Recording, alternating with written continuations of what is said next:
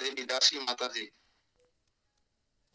সুনীতা অধিকারী, উনি আমাদের অনেক সিনিয়র ভক্ত। উনি কার কাছ থেকে আমার দুর্নাম শুনেছেন? মাতাজি হরে কৃষ্ণ। তো হরে কৃষ্ণ। তো মাতাজি আমাদের মাঝে আজকে উপস্থিত হয়ে আমাদেরকে দর্শন দানে, আমাদেরকে গঙ্গা স্নানের ফল প্রদান করলেন, অশেষ করুণা করলেন। তো মাতাজি আমরা প্রার্থনা করব মদন মোহনের কাছে, মাতাজি সুস্থ থেকে আমাদের মাঝে প্রতিদিন তার দর্শন দিয়ে আমাদেরকে পবিত্র করুক, আমরা প্রার্থনা করি মাতাজির কাছে। আর ক্লাসের শেষে মাতাজির অনুমতি শুনবো আর কি। ক্লাস শেষে আমরা মাতাজির অনুমতি শুনবো। হরে কৃষ্ণ। স্নেহা মানে আমার ডাক্তার মাতা না? স্নেহা ওইটা কি ছোট মেয়ে না? ছোট মেয়ে আমার ছোট। হ্যাঁ হ্যাঁ, বুঝতে পেরেছি। তো আমরা এখন হস্তিনাপুরে অবস্থান করছি। আপনিও হস্তিনাপুরে চলে আসুন, চলে এসেছেন অলরেডি। এখন আমরা সবাই হস্তিনাপুরের বাসিন্দা, নয় সামান্য ব্যাপার। আমরা নারদ মুনি এবং হনুমান, শ্রী হনুমানের কৃপায় এখন আমরা হস্তিনাপুরে আছি। হস্তিনাপুরে এতক্ষণ নিত্য কীর্তন হয়েছে, আর সাথে সাথে গুণকীর্তন হয়েছে। কাদের গুণকীর্তন হয়েছে? সেই সৌভাগ্যবান সৌভাগ্যবতী পঞ্চ পাণ্ডব এবং তাদের সহধর্মিণী, তাদের আত্মীয় বর্গের। কারণ কৃষ্ণ পরমেশ্বর ভগবান শ্রীকৃষ্ণ শুধু পঞ্চ পাণ্ডবদের করুণা করেন নাই। হনুমান বলছে, নারদ মুনি বলছে, আমি আমার পিতৃদেব আপনার করুণা লাভ করেছি। কৃষ্ণকে উদ্দেশ্য করে বলছে, হনুমান একাকী আপনার অপার কৃপা লাভ করেছে, প্রহ্লাদ মহারাজ একাকী অপার কৃপা লাভ করেছে, কিন্তু শুধুমাত্র আপনি আকাতরে পঞ্চ পাণ্ডব, দ্রৌপদী, কুন্তী মাতা সহ তাদের আত্মীয় বর্গ সকলকে আপনি কৃপা করেছেন। এইভাবে যখন নানা ভাবে পঞ্চ পাণ্ডবদের গুণকীর্তন করছিলেন, নারদ মুনি নৃত্য করতে করতে বিনা হাতে করে, তখন অনেক ভারাক্রান্ত হৃদয়ে অবনত মস্তকে ধর্মরাজ যুধিষ্ঠির বলতে লাগলেন। কি বলেছিলেন ধর্মরাজ যুধিষ্ঠির? আমরা নানাভাবে বিচার করে দেখেছি, কৃষ্ণ আমাদেরকে সেইভাবে কোনো করুণা করেন নাই। আমরা অত বড় করুণার পাত্র নই। আমরা অনেক অনেক সংকুল পরিবেশের মধ্য দিয়ে আমাদেরকে অনেকদিন যেতে হয়েছে। তবে আমরা সেই সুখ সমৃদ্ধিশালী হওয়া সত্ত্বেও আমরা দেখেছি যে যুধিষ্ঠির মহারাজ অতুল ঐশ্বর্যের মালিক হয়েছিলেন, সম্পদের অধিপতি হয়েছিলেন, শশকরা পৃথিবীর সম্রাট হয়েছিলেন। শুধু তাই নয়, তিনি ছত্রপতি রাজা হয়েছিলেন। তারপরেও এসব কিছু তাকে আকর্ষণ করতে পারেনি। তাই তিনি ভাবতেন সবসময়, কি ভাবতেন? সর্বক্ষণ চিন্ত কৃষ্ণ বলহ বদনে, অহর নিশি চিন্ত কৃষ্ণ বলহ বদনে। তার মানে যুধিষ্ঠির মহারাজ হস্তিনাপুরের রাজ সিংহাসনে বসে তিনি চিন্তা করতে পারতেন যে আমাদের প্রতি কত অন্যায় করেছে ধৃতরাষ্ট্রের পুত্ররা, তাদের আরো শাস্তি হওয়া উচিত। তাদের পক্ষে যারা যুদ্ধ করেছে তাদের এক এক করে অ্যারেস্ট করে তাদেরকে নির্বাসনে দেওয়া উচিত, এসব ভাবতে পারতেন। আমরা অনেক কষ্টে এই সিংহাসন উপার্জন করেছি বলতে পারতেন, কিন্তু না, তিনি নিরন্তর কৃষ্ণ চিন্তায় মগ্ন থাকতেন। আর বলতেন, রাজসভায় পঞ্চ পাণ্ডবেরা থাকতো, তার স্নেহ প্রতিম ভ্রাতৃবর্গ থাকতেন, তার হ্যাঁ দ্রৌপদী থাকতেন, কুন্তী মাতা, সকলেই সেই রাজসভায় থাকতেন এবং অনেক সভাসদ বৃন্দ থাকতেন। কিন্তু রাজসভায় আলোচনা হতো কি জানেন তো সবাই? কি আলোচনা হতো মাম্পি, মিম্পা? রাজসভায় যুধিষ্ঠির মহারাজ কি আলোচনা করতেন?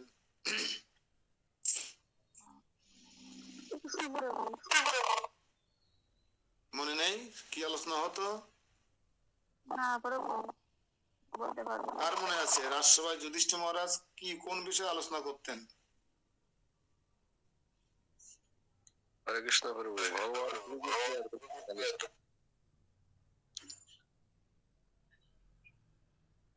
কৃষ্ণ প্রভু তো এই জন্য কৃষ্ণের কথাই বলবে, তো আত্মীয়করণ করবেই। আর একটু ঘুরাই বললি ভালো হতো, কাছাকাছি গেছে। আর কেউ?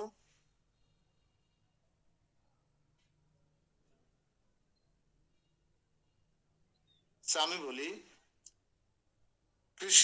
যুধিষ্ঠির মহারাজ প্ল্যান করতেন রাজসভাতে যে আমরা যদি অশ্বমেধ যজ্ঞ করি, আর সেই যজ্ঞ যদি হ্যাঁ ভীমসেনকে দ্বারকায় পাঠায় কৃষ্ণকে আনার জন্য, তাহলে আমরা কৃষ্ণকে দর্শন করতে পারবো, কৃষ্ণ আমাদের সঙ্গে কিছুদিন থাকবে। প্ল্যান দেখেছেন? এরপরে তো আমি বেশ আলোচনা করে দিয়েছি। তো কৃষ্ণ যুধিষ্ঠির মহারাজের প্ল্যানটা কি, যে আমরা রাষ্ট্র বা অশ্বমেধ যজ্ঞ করব, আর সেই যজ্ঞে কৃষ্ণকে আনার জন্য ভীমকে পাঠাবো। আর ভীম গেলে কৃষ্ণ অবশ্যই আমার যজ্ঞে আসবে, আর যজ্ঞের অগ্রভাগ আমরা কৃষ্ণকে অর্পণ করব। আর কৃষ্ণ আমাদের সঙ্গে কিছুদিন থাকবে, আমরা কৃষ্ণকে দর্শন করতে পারবো, তার করুণা লাভ করতে পারবো। চেতনারা কোন জায়গায় বুঝতে পারেন একটা রাজা হয়ে?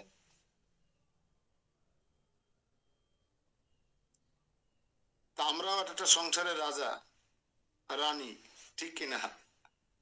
আমরাও কিন্তু হয়তো যুধিষ্ঠির মহারাজ শশাধরা পৃথিবীর সম্রাট ছিলেন, চক্রবর্তী সম্রাট ছিলেন, আর আমরা একটা পরিবারের রাজা, প্রত্যেকে রানী।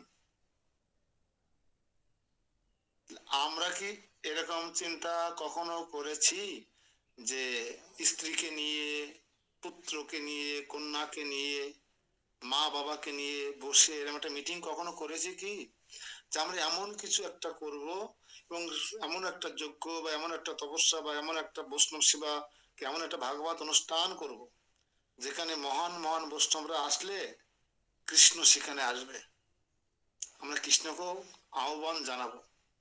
কারণ কৃষ্ণ আমাদেরকে কথা দিয়েছেন, আমি বৈকুণ্ঠেও থাকি না, আমি যোগীদের হৃদয়েও থাকি না। যেখানে আমার ভক্তরা, আমার শুদ্ধ ভক্তরা, আমার প্রেমময়ী ভক্তরা আমাকে নিয়ে গুণকীর্তন করে, আমি সর্বদা সেখানে অবস্থান করি।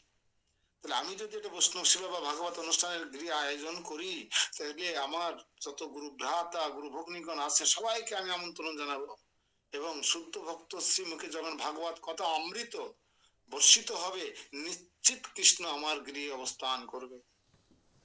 এরকম প্ল্যান কখনো কি আমাদের মাথায় আসে? তাহলে আমরা কিরাম রাজা হলাম, কিরাম রানী হলাম, আমরা যুধিষ্ঠির মহারাজের কাছ থেকে কি শিক্ষা গ্রহণ করলাম?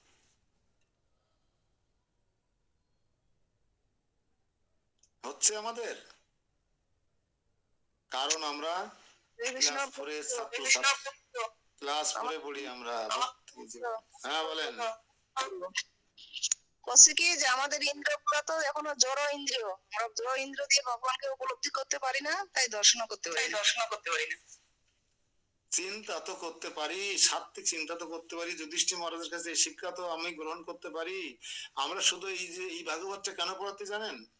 এই ভাগবতটা এই জন্যই পড়াচ্ছি বা পড়ছি যে আমরা যেন অনুকরণ না অনুসরণ করতে পারি সেই সমস্ত মহান মহান প্রসিদ্ধ শুদ্ধ ভক্তদের, যাদের আদর্শ, যাদের চিন্তা, যাদের চেতনা, এইগুলো আমরা শুনে শুনে ওগুলো আমরা এখানে রাখতে পারি, এখানে আমরা সেভ করে রাখতে পারি, যেন ডিলিট না হয়ে যায়, প্রতিদিন যেন ডিলিট না হয়ে যায়, এখানে আমরা সেভ করে রাখবো, সেভ। আর সেইগুলো পরবর্তীকালে আমার ব্যক্তিগত জীবনে প্রয়োগ করে আমিও ওই মহান ভক্তদের মতো একজন ভক্ত হয়ে উঠতে পারি, যাতে কৃষ্ণের কাছে আমাকে যেতে হবে না, কৃষ্ণ আমার কাছে আসবে। প্রহ্লাদ মহারাজকে কৃষ্ণের কাছে গিয়েছিলেন না কৃষ্ণ প্রহ্লাদ মহারাজের কাছে এসেছিলেন? ধ্রুব মহারাজ কি কৃষ্ণের বিষ্ণু ভগবান বিষ্ণুর কাছে গিয়েছিলেন না বিষ্ণু ভগবানের কাছে ধ্রুব মহারাজের কাছে এসেছিলেন? বিষ্ণু এসেছিলেন। বিষ্ণু এসেছিলেন। তাহলে এমন জীবন করিবে গঠন, ভগবানকে আপনাকে খুঁজতে যেতে হবে না, ভগবান আপনাকে খুঁজে নেবে। যুধিষ্ঠির মহারাজ কি দ্বারকায় গিয়েছিলেন, না কৃষ্ণ দ্বারকা থেকে যুধিষ্ঠির মহারাজের হস্তিনাপুরে এসেছিলেন? সেরকম যোগ্যতা অর্জন করতে হবে। আপনিও যুধিষ্ঠির মহারাজের মতন একটা সংসারের রাজা ভাবুন না, রানী ভাবুন না নিজেকে। যুধিষ্ঠির মহারাজ রাজসভায় যে চেতনা নিয়ে রাজসভায় মিটিং করছে, আপনি আপনার পরিবারের সকলকে নিয়ে দিনে একবার এরকম মিটিং করুন না। সন্ধ্যাবেলায় 10-এর পাশে মিলি দুয়ারে বসিয়া কীর্তন করো সবে, হাতে তালি দিয়া করে দেখুন না। মঙ্গল আরতি ছেলেকে ডাকুন না, মেয়েকে ডাকুন না। যারা উঠতে পারছে না তাদেরকে একটু একটু করে উঠানোর চেষ্টা করুন। এটাই তো আপনার মিটিং, এটা তো আপনার সংসার, এটাই তো এই রাজার রাজত্ব করছেন আপনি। সবাইকে ভরণ পোষণ দিচ্ছেন, সবাইকে মার্গ দেখাবেন না। সংসার বন্ধকূপ থেকে মুক্তির উপায় দেখানোর দায়িত্ব কিন্তু আপনার, রাজা রানীর। তাহলে আপনি কিসের রাজা, কিসের রানী, কিসের পিতা, কিসের মাতা, কিসের স্বামী, কিসের স্ত্রী? যদি আপনি আপনার আশ্রিত জনদের মৃত্যুর বন্ধকূপ থেকে উদ্ধার করতে না পারেন, আপনি কিসের মা, কিসের বাবা, কিসের স্ত্রী, কিসের পুত্র, কিসের কন্যা, কিসের আত্মীয়, কিসের গুরুদেব? 5-5-18 মনে পড়ে কি? 5-5-18 অর্থাৎ পঞ্চম স্কন্ধের পঞ্চম অধ্যায়ের 18 নম্বর শ্লোকটা পড়বেন, বুঝতে পারবেন যে আপনি আসলে যথার্থ মাতা কিনা, যথার্থ পিতা কিনা, যথার্থ স্বামী কিনা, যথার্থ স্ত্রী কিনা, যথার্থ আত্মীয় কিনা, আপনি যথার্থ গুরু কিনা, আপনি যথার্থ দেবতা কিনা। যদি আশ্রিত জনের আপনি উদ্ধার করতে না পারেন মৃত্যুর বন্ধকূপ থেকে, তাহলে আপনার কোনোটাই যোগ্যতা নাই। পঞ্চম স্কন্ধের পঞ্চম অধ্যায়ের 18 নম্বর শ্লোক বলছে, ন গুরু ন স্বজন ন।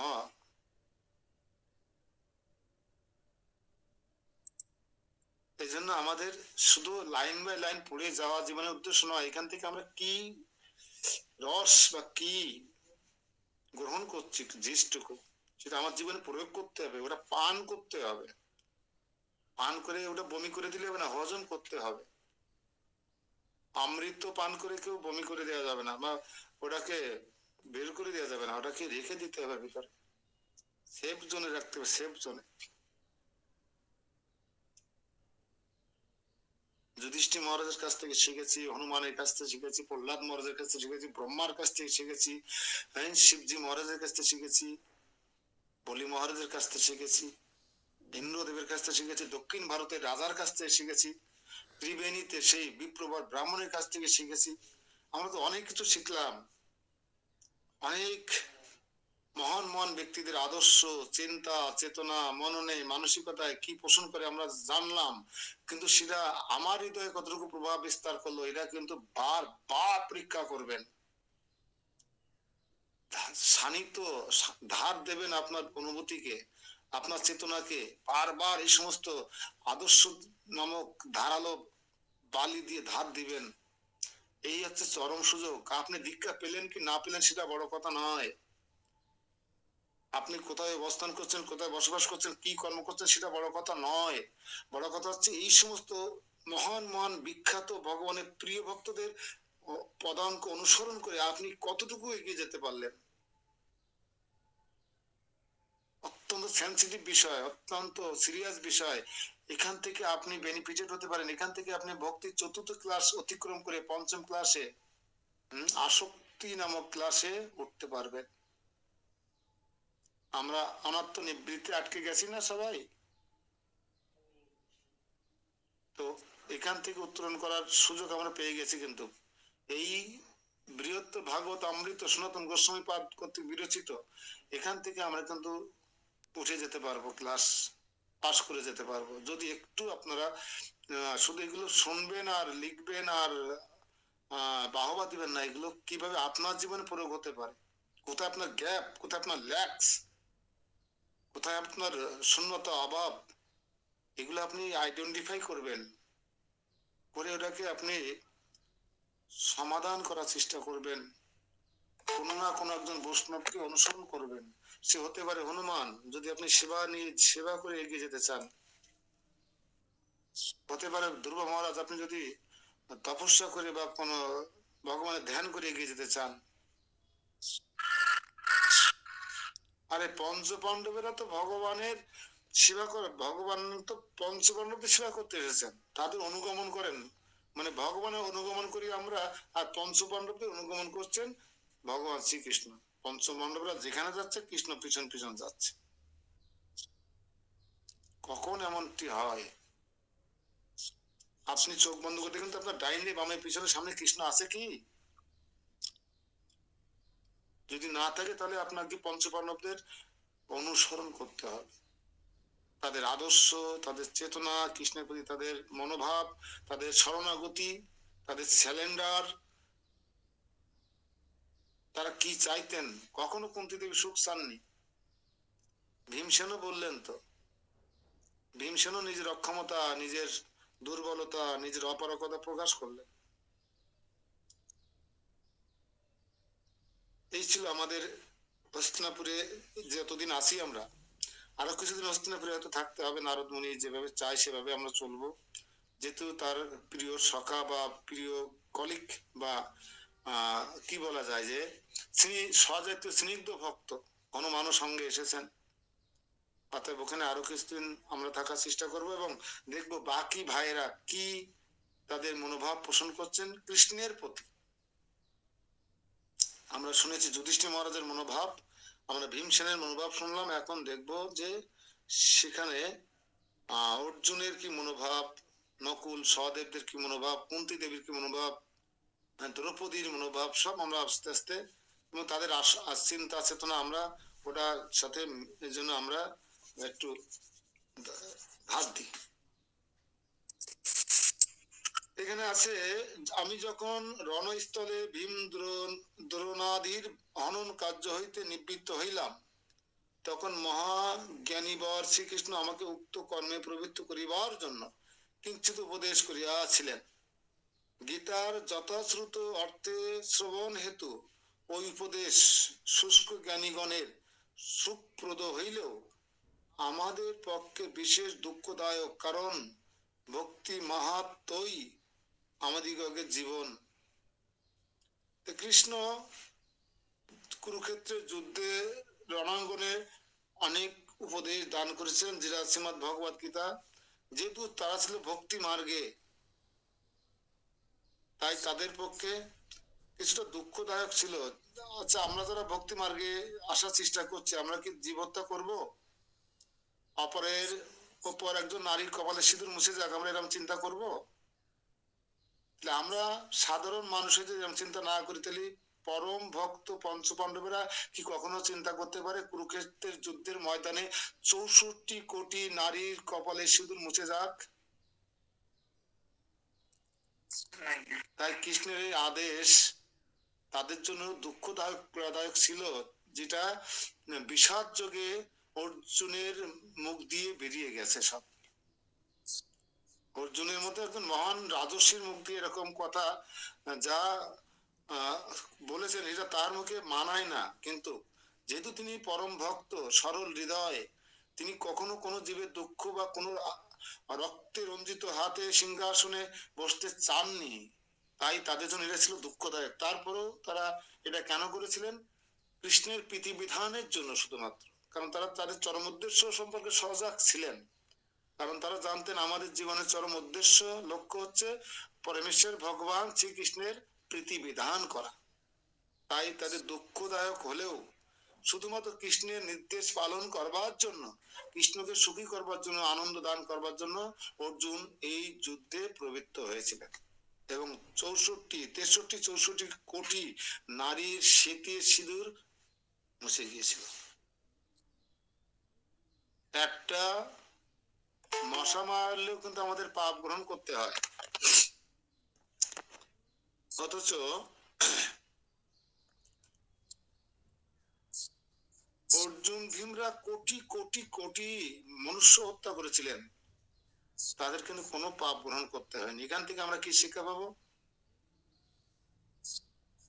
নিয়ম আছে, রাতের বেলায় ফুল গাছে হাত দেওয়া যাবে না, কিন্তু আমার কৃষ্ণের প্রীতি বিধানার্থে আমার একটা ফুলের প্রয়োজন।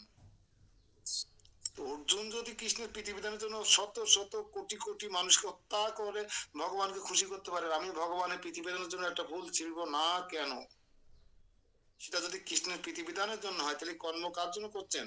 কৃষ্ণের জন্য। কর্মের ফল কে ভোগ করবে? কৃষ্ণ ভোগ করবে, আপনাকে করতে হবে না। হরে কৃষ্ণ। এখানে বলছে, আচ্ছা যদি তাই হয়, অর্থাৎ আপনার প্রতি শ্রীকৃষ্ণের অনুগ্রহ না থাকে, তবে আপনাকে সর্ব উপনিষদের সার স্বরূপ শ্রী গীতা উপদেশ করিলেন কেন? অর্জুন বলছিলেন এই কথাগুলো। তাই অর্জুনকে পরবর্তীকালে আবার নারদ জিজ্ঞেস করছে, তাই যদি নাই হবে, কৃষ্ণ যদি আপনাকে অনুগ্রহ না করে থাকে, আপনি বলছেন কৃষ্ণ আমাকে কোনো অনুগ্রহ করেনি, আসলে কি ঠিক? আপনারা কি বলেন, কৃষ্ণ কি অর্জুনকে অনুগ্রহ করে নাই? করেছে?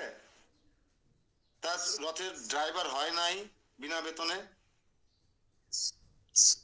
তারপরে মহামহিম বিশ্ব, একটু আগে দেখেছিলাম, মহামহিম বিশ্ব যে মর্মভেদী এবং বর্মভেদী দুই রকম অস্ত্র নিক্ষেপ করেছিলেন অর্জুনের দিকে। মর্মভেদী আর বর্মভেদী অস্ত্র, হৃদয় বিদীর্ণ করে যায় একটা অস্ত্র, আর একটা অস্ত্র আছে এই সকল জয়েন্ট সন্ধিক্ষণ বিচ্ছিন্ন করে দেয়। সেই সমস্ত অস্ত্র যা নিক্ষেপ করেছিলেন মহামহিম বিশ্ব অর্জুনের দিকে, সেই অস্ত্রগুলো কৃষ্ণ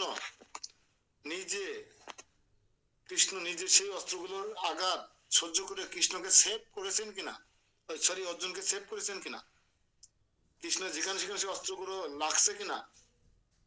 কিন্তু যুদ্ধ নীতি অনুযায়ী কোন রথের সারথীকে কোন অস্ত্রে আঘাত করা যাবে না, কোন রথের বাহন, রথের ঘোড়ার গায়ে আঘাত করা যাবে না, শুধুমাত্র অশ্বের উপরে বা রথের উপর আহরিত সেই যোদ্ধাকে সঙ্গে যুদ্ধ করতে হবে, কোনো ড্রাইভার কিংবা কোনো গাড়ির সেই সমস্ত ঘোড়ার সঙ্গে নয়।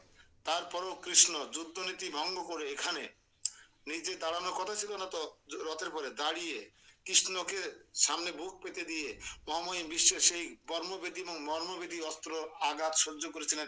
এটা কি কৃষ্ণের অর্জুনের প্রতি করুণা নয়? তারপরও অর্জুন বলছে না, কৃষ্ণ আমাকে কোনো অনুগ্রহ করে নাই। তার পাল্টা উত্তরে নারদ মুনি বলছেন, তাহলে এগুলো কি? এগুলো কি? আপনাকে উপনিষদের সার, হ্যাঁ, শ্রীমদ ভগবত গীতার জ্ঞান কেন দান করতে গেলেন? সবচেয়ে বড় করুণা কিন্তু এইটা। যত করুণা করেছেন অর্জুনের প্রতি শ্রীকৃষ্ণ, যত কৃপা করেছেন, অনুগ্রহ করেছেন, শ্রেষ্ঠ কোনটা? কে বলতে পারেন শ্রেষ্ঠ কোনটা?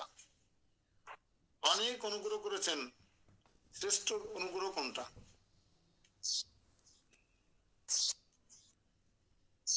বলুন।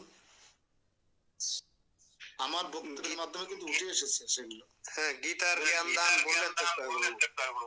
হ্যাঁ, গীতার জ্ঞান হচ্ছে শ্রেষ্ঠ।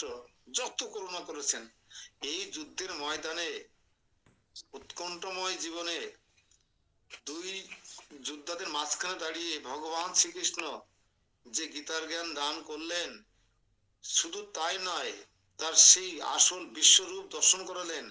এর চেয়ে অর্জুনের প্রতি আর অপার কি করুণা হতে পারে? আর কি করুণা চান আপনারা বলুন? আমরা একজন ভক্তের মুখে গীতার জ্ঞান শ্রবণ করে আমরা কত প্রসন্ন হই। সে যদি হয় আমাদের আচার্যরা, আমাদের পরম গুরুদেবেরা, হ্যাঁ, তাহলে তো আর কথা নেই। আর স্বয়ং কৃষ্ণ অর্জুনকে কিভাবে করুণা করলেন। তাই বলছেন, তা আপনাকে যদি করুণা নাই করে থাকে, তাহলে এই যে উপনিষদের সার স্বরূপ শ্রী গীতা উপদেশ কেন আপনাকে দান করলেন? তাই ভীষ্ম ইত্যাদি 5টি শ্লোকে বলিতেছেন, আমাকে ভীষ্মাদির অনন কর্মে প্রবৃত্ত করিবার জন্যই কিঞ্চিত উপদেশ দিয়েছিলেন। অর্জুন এখানে এটা আবার একটু করছেন যে আমাকে এমনি এমনি গীতার জ্ঞান দান করেনি। দ্রোণ, ভীষ্ম, কর্ণ আদি তাবড় তাবড় এই মহান মহান বীর যোদ্ধাদের এবং ভগবানের ভক্তদের হত্যা করবার জন্য আমাকে আমাকে সেই হত্যায় প্রবৃত্ত করবার জন্য, উদ্বুদ্ধ করবার জন্য কৃষ্ণ আমাকে গীতার জ্ঞান দান করেছেন। আরে তাও যদি হয়ে থাকে, সেটা তো কৃষ্ণের প্রীতি বিধানার্থে হলো কি না? এই গভীর তত্ত্ব দেখুন, এত বিশ্লেষণ আজ পর্যন্ত আমি নিজে শুনি নাই যে এই অর্জুন এইভাবে অপোজ দেবে তার করুণার প্রতি, অবজেকশন জানাবে। আবার সেই অবজেকশনের প্রেক্ষাপটে নারদ মুনি আবার তাকে খোঁচা দেবে যে না, তোমাকে যদি কোনো কৃপা নাই করে থাকে, তুমি কি বলছো এটা, তাহলে গীতার জ্ঞান কেন তোমাকে দান করা হলো? তখন আবার পাল্টা অবজেকশন করছে, না আমাকে গীতার জ্ঞান দান করেছেন কিঞ্চিত, একটাই কারণ ছিল, আমি যেন এই মহামহিম ভীষ্ম, পিতামহ ভীষ্ম, গুরু দ্রোণ, ভাই কর্ণ সহ এই সমস্ত রথী মহারথীদেরকে বধ করে দিই, হনন করি। এরকম চিন্তা ভাবনা কিন্তু আমরা এর আগে করার সুযোগ পাইনি।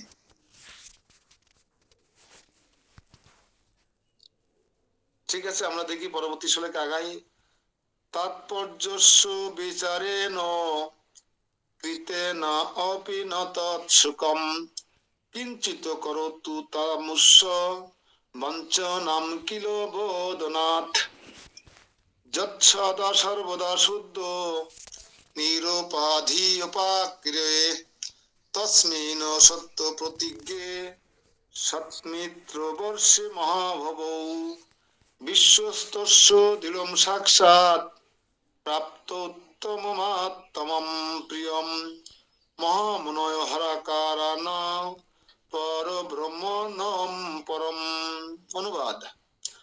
আর তাৎপর্যার্থ বিচার করিল ওই উপদেশে আমাদের কিছুমাত্র সুখ হয় না, বরং উহা শ্রীকৃষ্ণের বঞ্চনায় বোধ করাইয়া থাকে। দেখেন কত সূক্ষ্মাতি সূক্ষ্ম বিষয় তুলে নিয়ে আসছে। যে উপদেশ আমাদেরকে দান করেছিলেন কুরুক্ষেত্রের রণাঙ্গনে পরমেশ্বর ভগবান শ্রীকৃষ্ণ, তাতে আমাদের সুখ হয় নাই। কেন সুখ হয় না আমি একটু আগে বলে গেছি। আচ্ছা, জীব হত্যা করে রক্তমাখা সিংহাসনে বসা কি সুখের কথা, আনন্দের কথা? তারপরে যদি তারা হয় পরম বৈষ্ণব, কৃষ্ণগত প্রাণ, তাদের পক্ষে সুখ আসবে? আসেনি তো। যে কারণে অনুশোচনা বোধ থেকে যুধিষ্ঠির মহারাজ রাজস্ব যোগ্য করেছিলেন, অশ্বমেধ যোগ্য করেছিলেন। তাই কৃষ্ণের উপদেশ শুনে লাভ হলো কোথায়? দুঃখই তো উৎপাদন হলো তাদের জন্য, কারণ অনেক ছাড় শর্ত কোটি কোটি জীবকে হত্যা করতে হলো, অনেক রাজাকে হত্যা করতে হলো, সামন্ত রাজাদেরকে।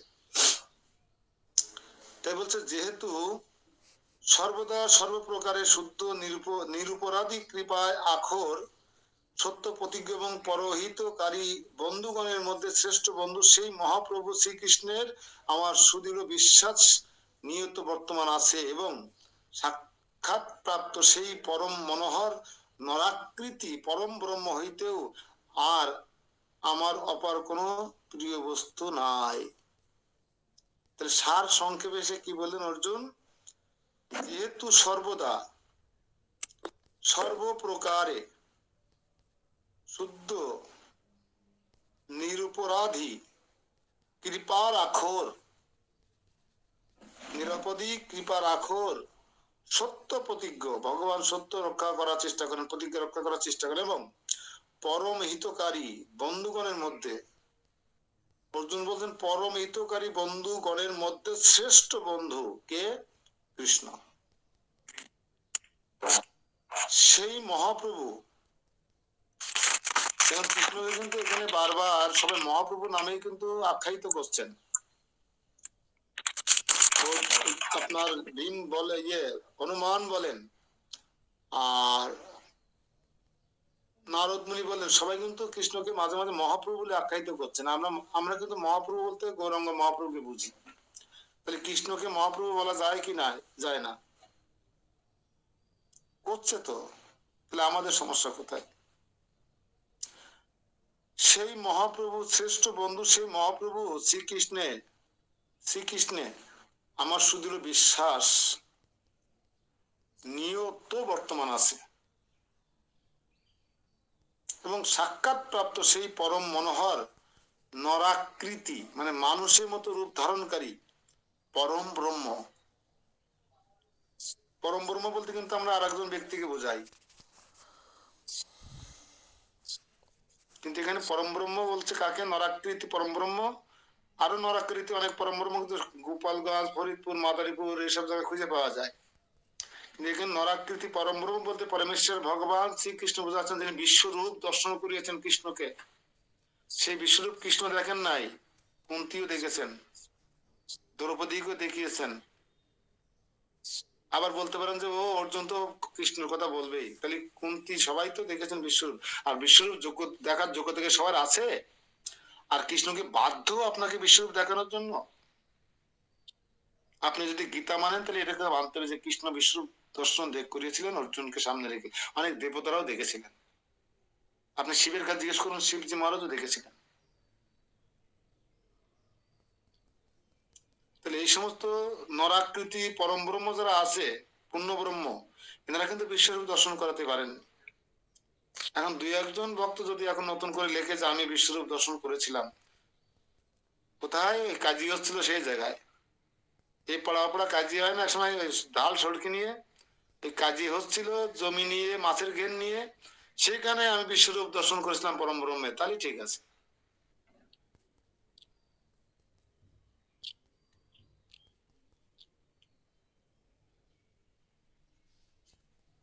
তাই বলছে এই পরম মনোহর নরাকৃতি পরম ব্রহ্ম হইতো আর আমার অপার কোনো প্রিয় বস্তু না। তা কৃষ্ণ ছাড়া, অর্জুন বলছে কৃষ্ণ ছাড়া আমার আর কোনো প্রিয় বস্তু নেই।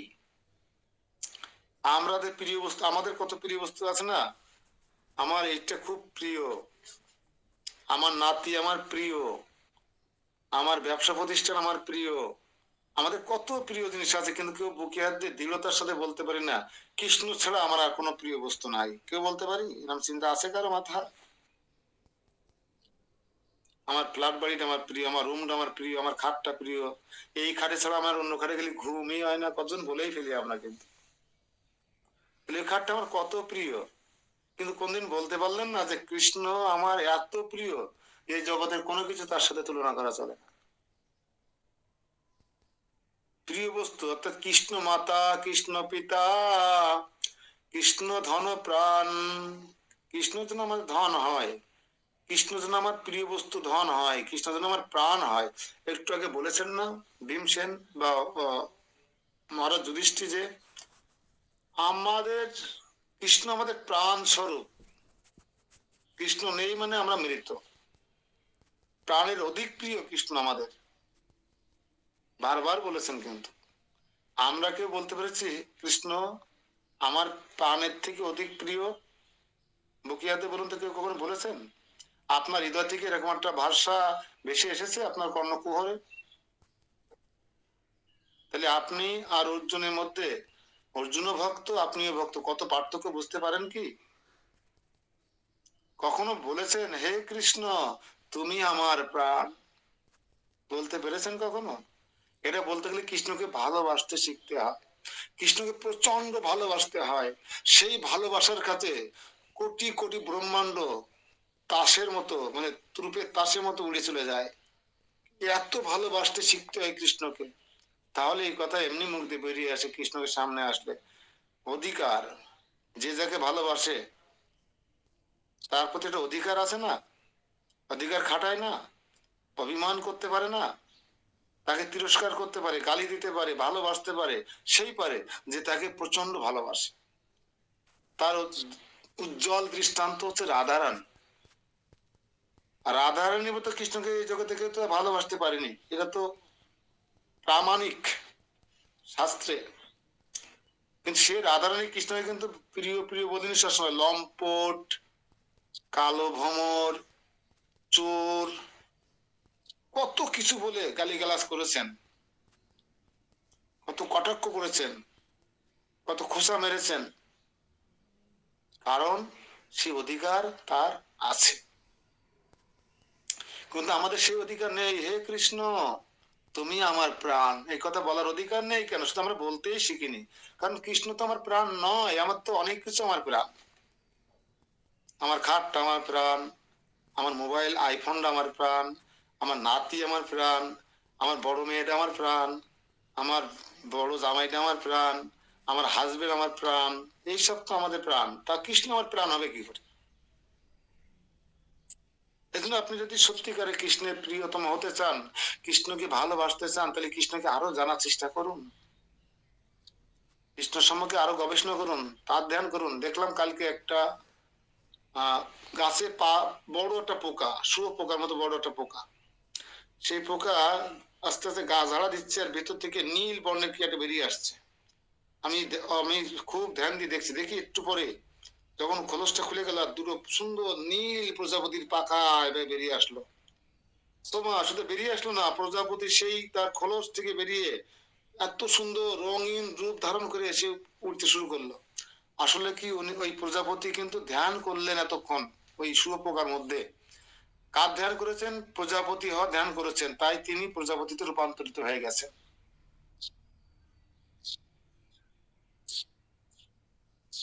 একটা শুয়োপোকা যদি ধ্যান করে প্রজাপতিতে রূপান্তরিত হতে পারে, আপনি কৃষ্ণ চিন্তা করে কেন কৃষ্ণের প্রিয়সী রাধারানীর মতো হতে পারবেন না? তাহলে আমাদের কতটা গ্যাপ ভক্তিতে বুঝতে পারা যায়। কৃষ্ণকে যে আমরা বলি ভালোবাসি ভালোবাসি, কতটা গ্যাপ, ভালোবাসা কত সস্তা, এটা কি আমরা এখন উপলব্ধি করতে পারি কি? বোঝা যায় না। কৃষ্ণকে আমরা ভালোবাসি না রাধারানী ভালোবাসি, কৃষ্ণকে আমরা ভালোবাসি না পঞ্চপাণ্ডবেরা ভালোবাসে, কৃষ্ণকে আমরা সেবা দেই না হনুমান সেবা দিয়েছেন, কৃষ্ণকে আমরা স্মরণ করি না প্রহ্লাদ মহারাজ স্মরণ করেছেন।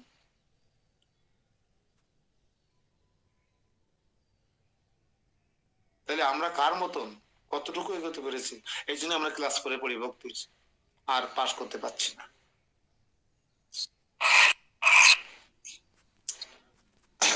যথাশ্রুত বা সাক্ষাৎ বৃত্তি দ্বারা প্রতিপাদিত অর্থে শ্রবণ হেতু ওই উপদেশ শুষ্ক জ্ঞানী সম্প্রদায়ের অর্থাৎ আত্ম অনার্থ বিবেক পরায়ণ মুমুক্ষু সকলের সুপ্রদ হইল মাদৃশ্য ভক্তিজীবীর পক্ষে মহা দুঃখদায়ক। কেন? ভক্তির মাহাত্মই আমাদের জীবন, কিংবা ভক্তি মাহাত্ম জীবীর তাতে সুখ হয় না। কোনটা? গীতায় যে উপদেশ, যুদ্ধ করো, ওঠো, দাঁড়াও ইত্যাদি বলেছে না কৃষ্ণ, কিন্তু অর্জুনের ওটা ভালো লাগছিল না, কারণ তিনি হচ্ছেন মহান ভক্ত। আর ভক্ত কেমন? বাঞ্ছা কল্পতরু, সবাইকে কৃপা করেন, দয়া করেন, করুণা করেন, সবার দুঃখ নিজে গ্রহণ করে তাকে সুখ প্রদান করেন। সে কি করে এই কোটি কোটি জীবের বুকে তীর বিদ্ধ করবে? আমি হলে তো পারতাম না। কৃষ্ণ যদি আমাকে বলতো যে যেগুলো ক্লাসে আছে সবগুলো গলা কেটে দাও, ডেকে নিয়ে এসে শুক্রবারে বিটি উৎসবের নাম করে, আমি সুখ পেতাম? বিটি উৎসবের নাম করে ডেকে নিয়ে এসে আমি যদি গলা কেটে দিতাম সবগুলো, আমি কি পারবো? আমার কি সুখ হবে গলা ছুরি বসাতে আপনাদের? কিন্তু কৃষ্ণ বলেছে, আমি কষ্ট পেতাম কিনা? হয়তো কান্না করতে করতে আপনাদের গলায় ছুরি বসাতাম কৃষ্ণের প্রীতি বেদনা আসতে, কিন্তু আমার সুখ হতো না। ভয় করেন না, আবার যেন আবার বলে না যে গেলে ছুরি মারবে গলায়, আর যাবো না শুক্রবার, এরকম কাজ যেন আবার কেউ করেন না। আমি করবো না এই কাজটা।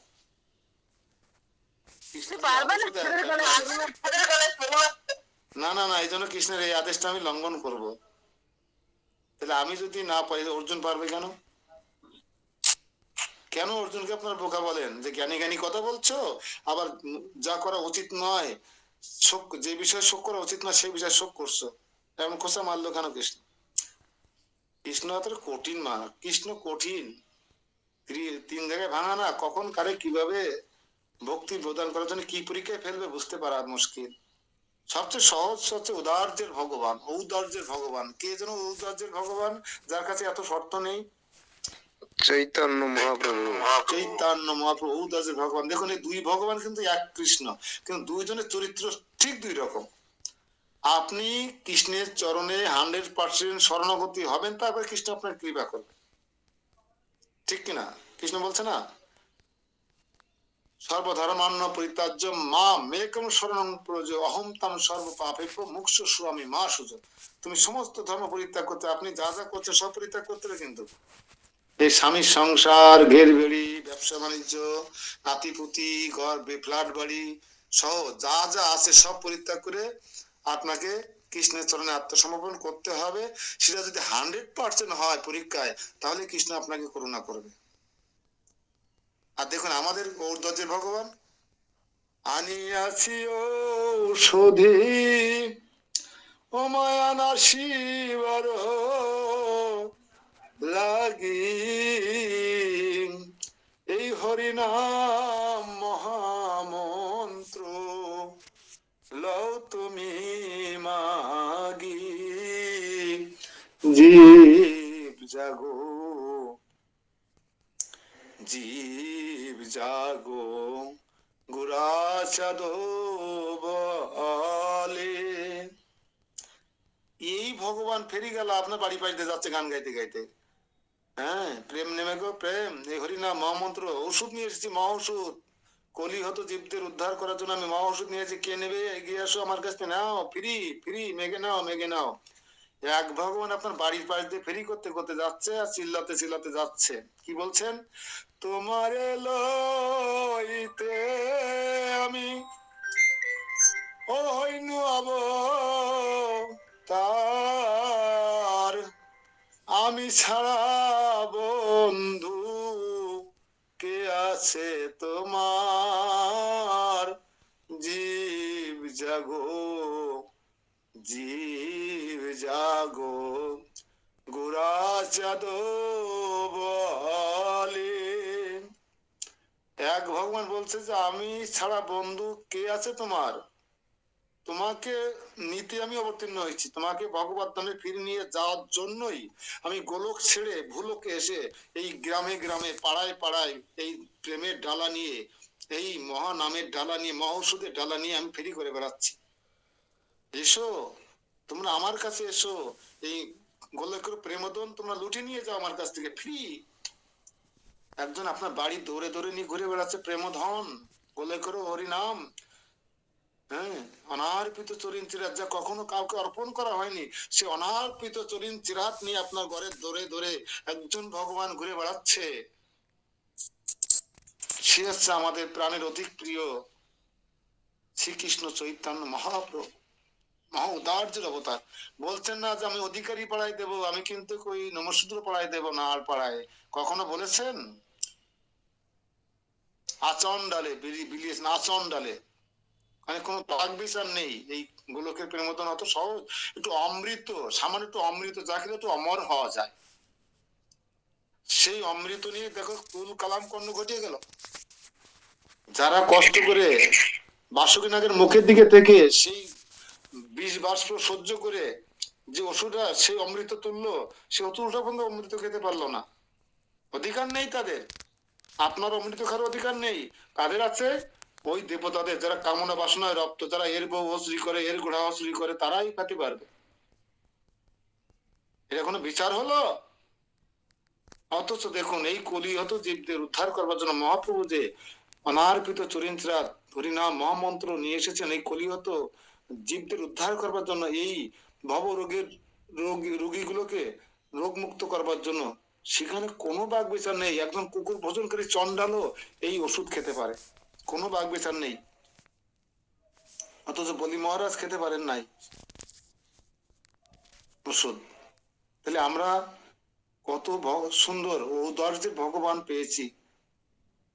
হ্যাঁ, এত ঔদার্যের ভগবান কে পেয়ে, এত সস্তায় ভগবত ধামে টিকিট প্রাপ্ত হওয়ার সুযোগ পেয়েও যে সমস্ত নরনারীরা এই সুযোগকে কাজে লাগাচ্ছে না, অবহেলায় অনাদরে মহাপ্রভুকে অনাদর করছে, তাদের মতন দুর্ভাগা এই কলিযুগে আর দ্বিতীয় কেউ আছে কি? নোটে মহাপ্রভুর কাছ থেকে নিয়ে নেওয়া উচিত, ভিক্ষা করে নেওয়া উচিত এই মহা ঔষধ, যেটা চীন দেশের কুকুর, শিয়াল, শুশো, বেজি, সাপ, পোকা খাওয়া এই সেই সমস্ত নরধমেরা যদি বুঝতে পেরে থাকে, তারাও যদি এই সমস্ত ক্ষেত হরিনাম করার সুযোগ লাভ করতে পারে, তাহলে আমরা কেন বঞ্চিত হচ্ছি? আমরা কেন সুযোগটা কাজে লাগাচ্ছি না? হ্যাঁ, তাই লোচন দাস ঠাকুর বলছেন, হেনু অবতারে যার রুচি না জন্মিল, লোচন বলে সেই পাপি এলো আর গেল। লোচন কিন্তু ছেড়ে দেয় নাই কাউকে, উনি কঠোর ভাষায় বলেছেন, কেন অবতারে যার রুচি না জন্মালো, লোচন বলে সেই পাপী এলো আর গেল। আর একটা পদে বলেছেন চুনকালি তার মুখে, চুনকালি লিপে দিয়েছে তার মুখে, চুনকালি। লোচন দাস ঠাকুর কারো ছাড় দেন না উনি। যে মহাপ্রভুকে অবহেলা করবে, যে মহাপ্রভু শিক্ষা আদর্শ যে হৃদয় ধারণ করতে পারবেন, তার মুখে চুনকালি লেপে দিয়েছে, চুনকালি তার মুখে। তাহলে কৃষ্ণ ভগবান আর এই চৈতন্য ভগবানের মধ্যে, শ্রীকৃষ্ণ চৈতন্য ভগবানের মধ্যে পার্থক্য আছে না নেই? তা আমরা জানি না কৃষ্ণ ভগবানের সময় জন্মগ্রহণ করেছিলাম কিনা। তা আমরা তো অন্তত মহাপ্রভুর এই সুসময়ে, এই বাতাবরণ, অনুকূল বাতাবরণে আমরা জন্মগ্রহণ করেছি। এই সেই কলি অষ্টবিংশ দাপরের পরের কলি, যে কলিতে পরমেশ্বর যে দাপরে পরমেশ্বর ভগবান শ্রীকৃষ্ণ নরাকৃতি পরম ব্রহ্ম রূপে আবির্ভূত হলে, তার পরের কলিতে স্বয়ং মহাপ্রভু অবতীর্ণ হয়ে হন এবং কলি হতে জীবদের সহজ উদ্ধার করেন কৃষ্ণ নামের দ্বারা। সেই পুষ্পবন্ত কলিতে আমরা অবতীর্ণ হয়ে তার সেই সুযোগটা আমার জীবনে কাজে লাগাতে নাই পারলাম, তাহলে জীবন সে লেখা হয়ে গেছে বৃথা। শুধু একটা মাটির পিণ্ড, রক্ত মাংসের পুজ রক্ত মাংস পিত্ত মলমূত্রের একটা থলি বয়ে বেড়াচ্ছি শুধুমাত্র, কাজের কাজ কিছু হচ্ছে না। বুঝতে পারা যায়? বোঝা যায়? কত বড় হতভাগা আমরা। একজন প্রেমের জ্বালানি ঘুরে বেড়াচ্ছে, যে একবার বলো ভাই, হ্যাঁ কৃষ্ণ নামে যত পাপ হরে, জীবের সাধ্য নাই তত পাপ করে। আর এই সুযোগ পেয়েও যারা হাতছাড়া করছেন, তাদের মতো পাপ পিষ্ট, তাদের মতো দুর্ভাগা এই জগতে আর কে আছে? আর সেই দুর্ভাগার সংখ্যা আমাদের সমাজে বেশি, সনাতন ধর্ম।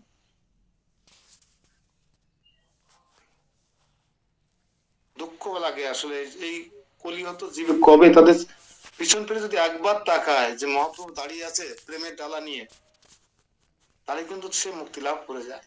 অথচ সে সামনে দিকে তাকিয়েছে, ঘের 3টে আছে, 4টে কখন হবে, মোটরসাইকেল 2টো আছে, এফজেড গাড়ি কখন কিনবো এই পালসার বেচে দিয়ে, হ্যাঁ ব্যবসা প্রতিষ্ঠান একটা আছে, কখন 2টোতে পরিণত করবো।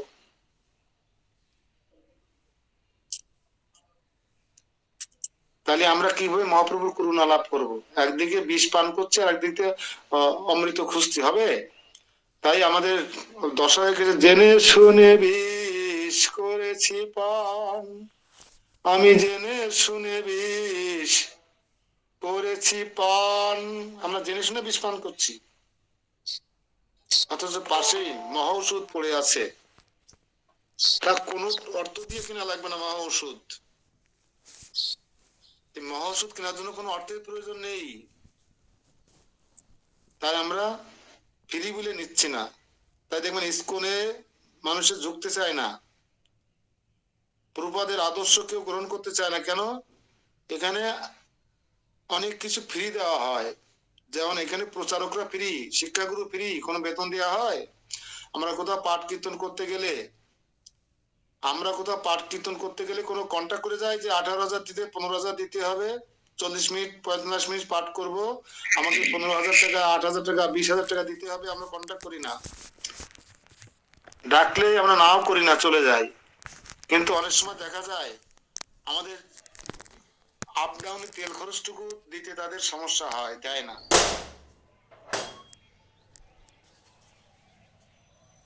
আমরা ফ্রি বলে আমাদের করতে চায় না। কিন্তু আমরা যদি 20,000 টাকা, 15,000 টাকা, 18,000 টাকার আটক হতাম প্রচারক না হয়ে, তাহলে ঠিকই কিন্তু আপনি 15,000 টাকা কন্ট্যাক্ট করে 18,000 টাকা আমাকে দিতেন, 20,000 টাকা আমাকে দিতেন,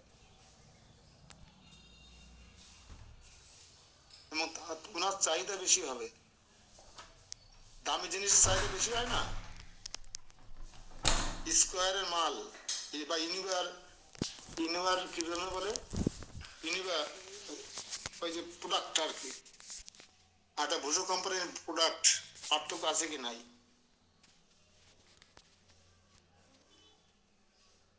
তাই মহাপ্রভুকে ছেড়ে দিয়ে কলিযুগে যারা চকি বেকি সাই দরবেশ নানা রকম অপসম্প্রদায়ের সঙ্গে যুক্ত হয়ে গেছেন, তারা কপাল পোড়া। মহাপ্রভু যা ঝেঁটিয়ে বিদায় করে দিয়ে গেছে সেটাকে পুনরুত্থাপন করে যারা এটাকে চালিয়ে দিচ্ছেন কিছু রসাত্মক বিষয় দিয়ে, আর সেগুলো যারা আঁকড়ে ধরার চেষ্টা করছেন তারা পোড়া কপালে, এক কথায় বলা যায়। আমরা এই কথাগুলো এতগুলো কথা বলার কারণ হচ্ছে, কৃষ্ণ প্রেম লাভ করতে গেলে, কৃষ্ণের করুণা লাভ করতে গেলে আপনাকে সম্পূর্ণ স্যারেন্ডার করতে হবে কৃষ্ণের চরণে, যেটা এখনো কেউ করতে পেরেছেন বলে আমার মনে হয় না। তাহলে কৃষ্ণ তার দায়িত্ব নেবে। আর যদি কেউ গৌরাঙ্গ প্রেম লাভ করতে চান, গৌরাঙ্গর করুণা লাভ করতে চান, শুধু একবার আপনি হরে কৃষ্ণ মহামন্ত্র জপ করুন। শুধু শর্ত কি, তৃণাদপি শুনিছেন তরুরূপী সহিষ্ণুনা আমানিনা মানো ধ্যান কীর্তনিয়া সদা হরি ন ধনম ন জনম ন সুন্দরী কবিতা বা কাময়ে মম জন্মনি জন্মনিচ্ছরে ভগবদ্বাদ ভক্তি রহিত কিতহি। এই শর্ত শুধুমাত্র। আর কি, সাধু সঙ্গে, একাকী নয়।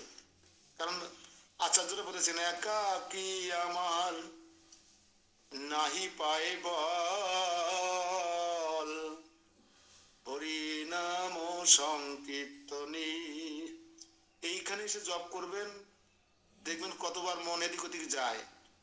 আর একাকী ছাদের কোনায় বসে জপ করবেন, দেখবেন চোখ কান মন কতবার ছুটে চলে যায় এদেশ ওদেশ সেদেশ, গুনে দেখবেন। একাকী কখনো হয় না, বল পাওয়া যায় না। এই জন্য সাধু সঙ্গে হরিকথামৃত শ্রবণ করে যে রকম বুঝতে পারবেন, আর একাকী পড়বেন বাড়ি বসে একই গ্রন্থ, দেখবেন বোঝার মধ্যে পার্থক্য আছে কি নেই, হৃদয়ঙ্গম করার মধ্যে পার্থক্য আছে কি নেই। ঠিক জবটাও যদি এরকম আমরা সাধুর সঙ্গে একসঙ্গে করতে পারি, তাহলে আমাদের মনটা এদিক ওদিক ছুটে যাবে না, কম যাবে, 2-4 বার যাবে, কিন্তু একাকে করলে 64 বার যাবে, 55 বার যাবে।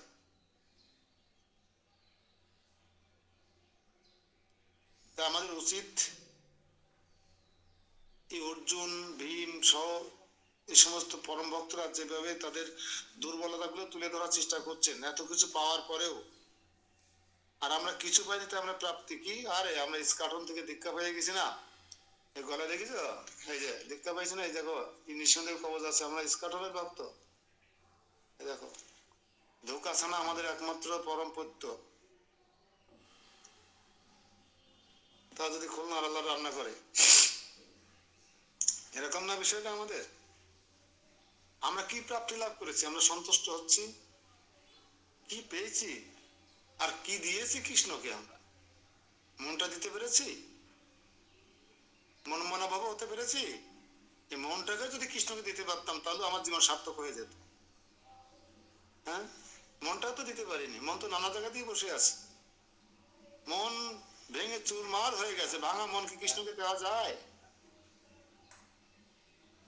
মন একদম দায় দিয়ে কেটে কেটে ভাগ করেছি, এইটুক আমার নাতির, এইটুক আমি স্টুডেন্ট লাইফে আমার বন্ধুদের দিয়ে এসেছি, প্রাইমারিতে মনের এইটুক আমি হাই স্কুল লেভেলের বন্ধু বান্ধবদের দিয়ে এসেছি, মন এইটুক কেটে আমি কলেজ লেভেলের বন্ধু বান্ধবদের দিয়ে এসেছি, মন এইটুক আমি আমার লাভার ম্যানকে দিয়ে এসেছি, মন এইটুক আমি চাকরির কলিগদের দিয়ে এসেছি, বিয়ের পরে মন এইটুক স্ত্রীকে দিয়েছি, কিছু চাকরিকে দিয়েছি, বাচ্চাদের দিয়েছি, নাতি পুতিকে দিয়েছি। মনটা আছে কোথায় কৃষ্ণকে দেওয়ার মতো? কৃষ্ণকে দেওয়ার মতো মনটা আছে কোথায়? ক্লাসের সময় ফোন দিচ্ছেন, রেকর্ডিং হয় জানেন না?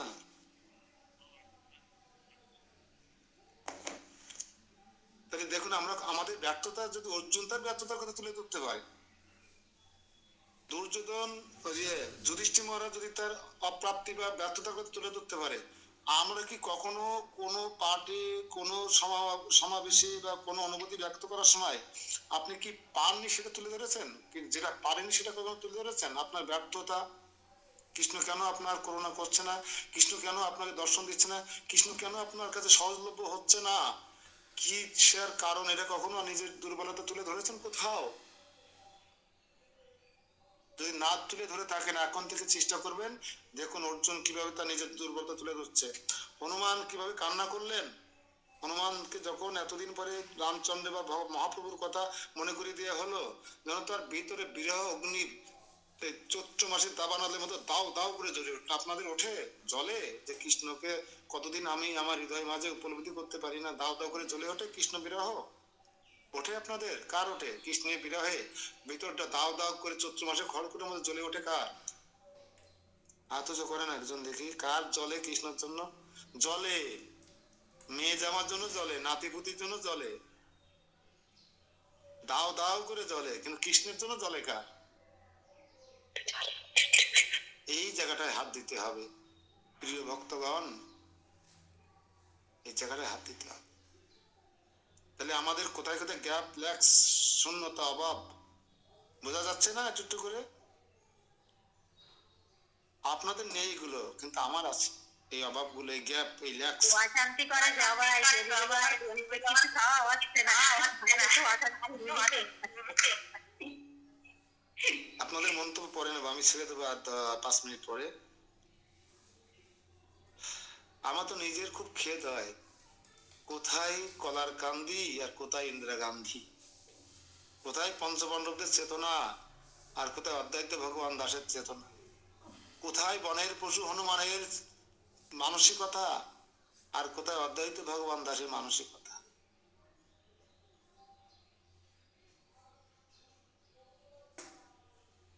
আমাদের অনুতাপ হওয়া, অনুতপ্ত হওয়া উচিত।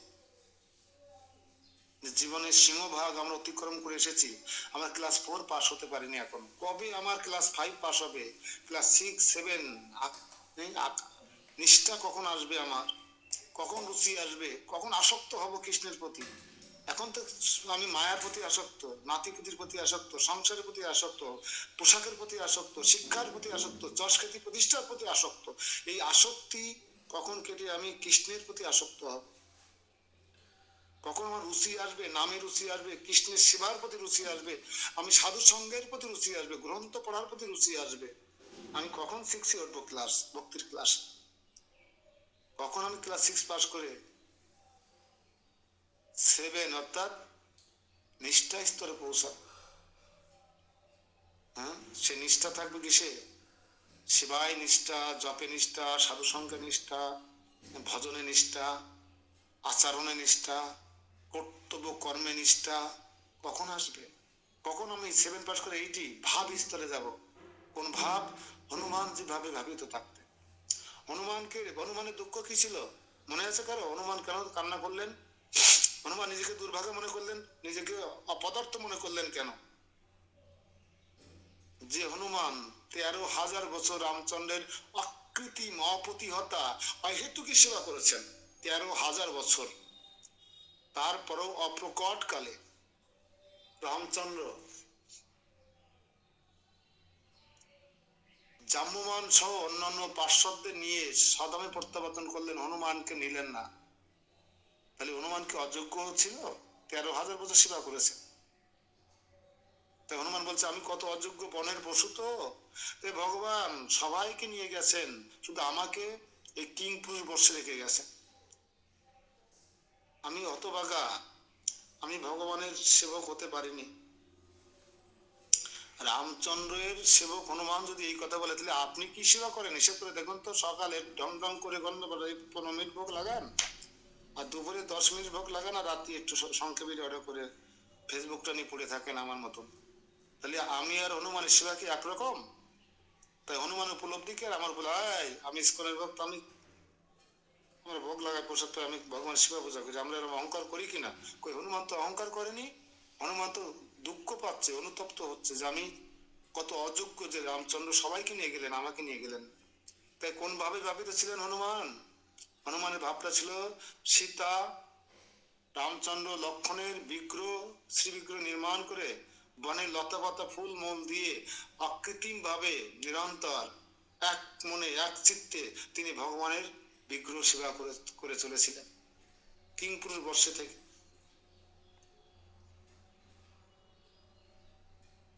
তাহলে আমাদের অহংকার করার কিছু নেই, আমাদের ব্যর্থতা নিয়ে প্রতিদিন ভাবা উচিত, কি করা উচিত ছিল আর কি করছি, কিন্তু এটা ভাবার সুযোগ নেই। আমরা সুযোগ নেই কেন? আমরা তো জানি না, আমরা কোনো ভক্তের সেবার মহিমা জানি না, আমরা ভগবানকে জানি না, ভগবানকে ভালোবাসতে শিখিনি। তাহলে আমাদের ব্যর্থতার কথা মনে আসবে না?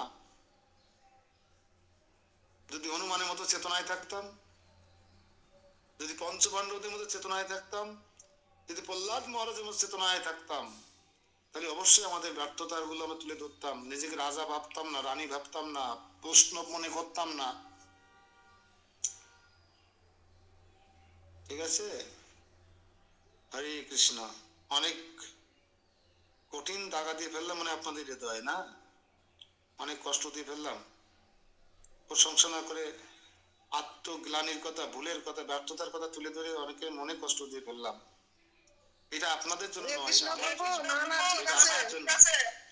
এগুলো আপনাদের জন্য নয়, এগুলো আমার জন্য। আমার কথা বললাম। না, না, আপনাদের কথা প্রভু, বললাম। আমরা তো একদম আপনারা আছি। অনেক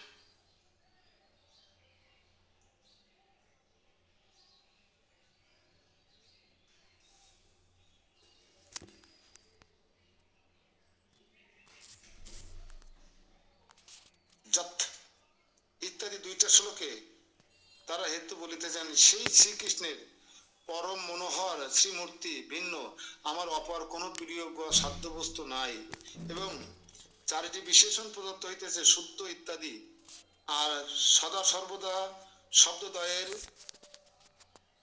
যথাযথ সর্বত্রই যোজন হইতে পারে।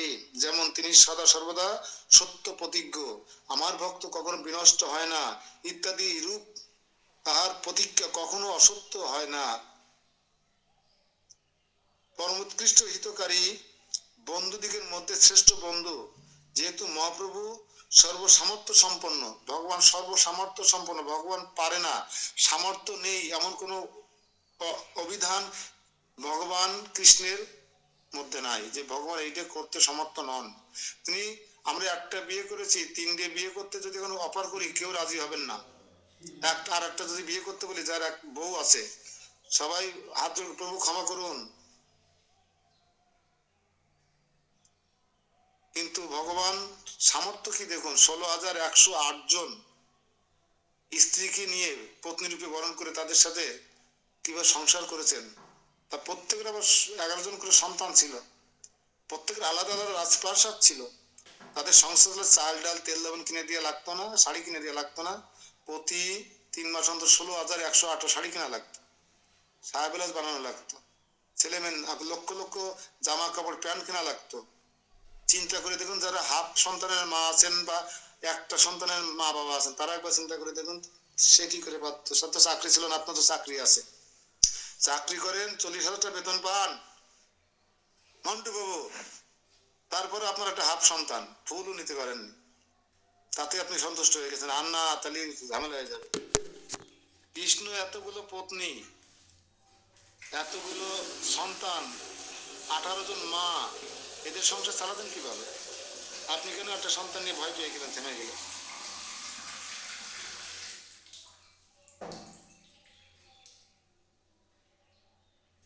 এই হচ্ছে কৃষ্ণের সামর্থ্য।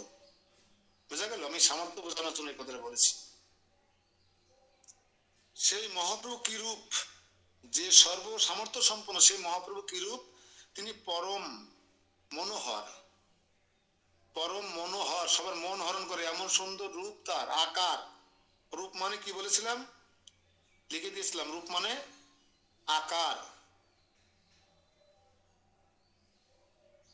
এমন সুন্দর আকার রূপ তার যে নরাকার বিশিষ্ট, মানে মানুষের মতো দেখতে, অর্থাৎ পরম মনোহর মূর্তি বিশিষ্ট পরম ব্রহ্ম শ্রী দেবকী নন্দন স্বরূপ। কি বিশেষণ, অদ্ভুত বিশেষণ। তত্রাপি আমি তাহাকে সকরূপে সাক্ষাৎ প্রাপ্ত হইয়া আছি। সে ব্রজেন্দ্র নন্দন দেবকী নন্দন স্বরূপ পরম ব্রহ্ম নরাকৃতি বিশিষ্ট সেই শ্রীমূর্তি বিশিষ্ট দেবকী নন্দনকে আমি বন্ধু হিসেবে পেয়েছি। অর্থাৎ অপরূপ অপরক্ষ রূপে নহে, প্রত্যক্ষ লভ্য সকারূপে প্রাপ্ত হইয়াছি। সুতরাং কোনো ব্যবধান নেই, অতএব তাহার প্রতি আমার সুদৃঢ় বিশ্বাস সততই বর্তমান এবং তিনি ভিন্ন আমার অপর কোনো সাধ্য বস্তু নাই। অতএব তিনি প্রতারণা উদ্দেশ্য ব্যতিরেকে আমাকে অন্য কোনো সাধ্য বস্তু উপদেশ করিতে পারেন না। অর্থাৎ মত প্রতি মানে আমার প্রতি তাহার এইরূপ গীতার সার তাৎপর্য স্বরূপ উপদেশ যাহা ভগবদ গীতা ভগবত বিশ্বাস মূল্য প্রপত্তি বা শরণাগতি উপদেশ ব্যর্থতায় পর্যবসিত হইতেছে। সুতরাং প্রতারণার উদ্দেশ্য ব্যতীত আর কি বলা যায়? মানে এটা হচ্ছে আপনার কিসের লক্ষণ? অর্জুন এই কথাগুলো শেষের কথাগুলো কি বলতে পারেন?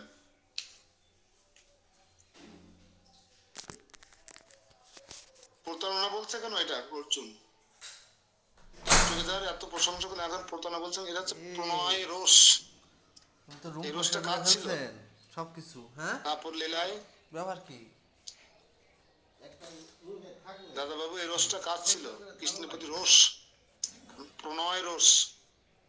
প্রণয় রোষ তো সব থেকে বেশি ছিল রাধারানী। কিছুক্ষণ আগে তো বললেন। হ্যাঁ, হরি বল। এই হচ্ছে প্রণয় রোষ। দেখছেন? কৃষ্ণকে যে যত ভালোবাসতে পারবেন, দেখি দেখি একটু চাই। প্রণয় মানে কি? প্রেমের রস, প্রেম ভালোবাসা। প্রেম যত প্রেম করতে পারবেন কৃষ্ণকে আপনি তত কৃষ্ণের প্রতি এই অনুরাগ, এই রাগ অনুরাগ মার্গে যেতে পারবেন। এটা হচ্ছে রাগ অনুরাগ মার্গের কথাবার্তা। হুম আর রাধারানী অষ্টচক্রীরা যে মার্গে ছিলেন এই মার্গে অর্জুন অবস্থান করছেন এই মুহূর্তে। সোজা কথা নয় কিন্তু চরম স্তর। আমি একটু আগে ভক্তির অষ্টম ক্লাস পর্যন্ত বলেছি, কি বলেছিলাম? ভাব স্তরে অনুমান ছিল, ভাব স্তর পর্যন্ত অনুমান। আর এখানে অর্জুনকেই দেখছি প্রেম স্তরে, পরম স্তরে, সর্বশ্রেষ্ঠ স্তরে আছেন এখন অর্জুন। রাধারানী যে স্তরে থাকেন, রাধারানী যে ক্লাসের ছাত্রী, অর্জুন সেই ক্লাসের ছাত্র এই মুহূর্তে মনে হচ্ছে। অতএব পরন্তু ওই উপদেশ কেবল ভীষ্ম দ্রোণাদি বধের জন্য প্রদত্ত হইয়াছিল জানিতে হইবে। শুধু ওদের বধ করার জন্য আমাকে ব্যবহার করেছেন কৃষ্ণ, আমার কোনো ব্যক্তিগত উপকার হয়নি। হ্যাঁ অতএব যুধিষ্ঠির বুঝিনি। যে বলিয়াছেন পৃথিবীর ভার কি হরণ করছো? এবং পাপ নাশন দ্বারা ধর্মের সংরক্ষণের দ্বারা এইরূপ আচরণের উদ্দেশ্য, ইহাই সাধু কি জানিবেন। শেষে যুধিষ্ঠির কি বললেন? কৃষ্ণর এত কিছু নাটক করার উদ্দেশ্য ছিল একটাই, সেটা হচ্ছে পৃথিবীর ভার হর মানে এই সমস্ত জঙ্গিদের, রাবণের মতন জঙ্গিদের, জঙ্গি শব্দ ইউজ করা ঠিক হবে না, দুরাচারীদের, পাপাচারীদের ভার হরণ এবং পাপ নাশ করবার জন্য, পাপ নাশ দ্বারা ধর্ম সংরক্ষণ করবার জন্য, যেটা ইয়দা ধর্মস্য গ্লানির্ভবতি ভারত অভ্যুত্থানম ধর্মস্য তদাত্তরম সৃজমহম। কেন হয়েছিলেন? নরাকৃতি ধারণ করেছিলেন প্রাণায় সাধনাম বিনাশায় চ দুষ্কৃতম, অর্থাৎ রাবণের মতন অসুরদের ভার হরণ করবার জন্য এবং কি করার জন্য? প্রাণায় সাধনাম বিনাশায় চ দুষ্কৃতম। আর একটা উদ্দেশ্য ছিল ধর্ম সংস্থাপন। এটা হচ্ছে যুধিষ্ঠির শেষ বাক্য। এটা সাধুদের মুক্তি বলে মনে করা উচিত আমাদের। হরে কৃষ্ণ। তো 67, 69, 70 আমরা এখানে বিশ্রাম নিতে যাচ্ছি। আমার 71 নম্বর শ্লোক হচ্ছে নকুল সহদেব উবাচু। এই অর্জুনের অভিব্যক্তি অর্জুন ব্যক্ত করলেন তার ব্যর্থতার কথা। এবার নকুল সহদেব কি বলে আমরা কালকে শ্রবণ করবো, যদি ভগবান আমাদেরকে সে পর্যন্ত বাঁচিয়ে রাখে। আপনারা ক্লাস করে যেতে পারবেন, সমস্যা নেই। যারা দীক্ষার্থী আছেন, আমরা আনন্দিত উদ্বেলিত, বিশেষ করে আমি আপনাদের পিছনে যে অক্লান্ত পরিশ্রম করি সুস্থ অসুস্থ থাকার পরেও, সেটা হচ্ছে কালকের দিনটা দেখার জন্য, আগামীকালকের যে দিনটা, এই দিনটা দেখার জন্য আমি আপনাদের পিছনে এত পরিশ্রম করেছি। জানি না আপনাদের কোনো উপকার করতে পেরেছে কিনা, কিন্তু আমার জন্য তৃপ্তি যে সেই মহেন্দ্র কোন